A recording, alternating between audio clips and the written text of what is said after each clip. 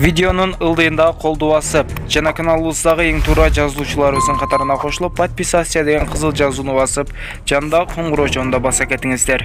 Ош облусунун Кара Суу районунун Жынарык айылында Toyota Camry үлгүсүндөгү жеңил унаа жолдон чыгып жарданып кулап кеткен.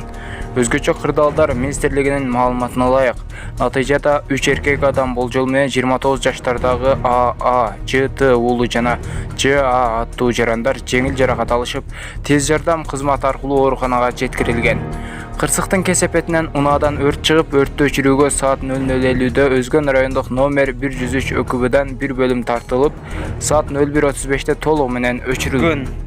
Социалдык түйүндөрдө Баш калаанын 5-Кичи районунда аялга кол салган видео тарап жатат. Көп кабаттуу үйлөрүнүн биринин кире беришинде үйүнүн эшигин ачуу үчүн ачкыч менен ачып жаткан кезде белгисиз адам жабырлануучуга кол салганын көрсөтүп турат. Бишкек шаарынын Октябрь райондук ички иштер бөлүмүнөн билдиришкендей, шектүүгө издөө жарыяланган. Аталган факт катталып, тергөөгө чейинки текшерүү иштери башталган. Милиция кызматкерлери кол салууга шектелген кишини издеп жатат.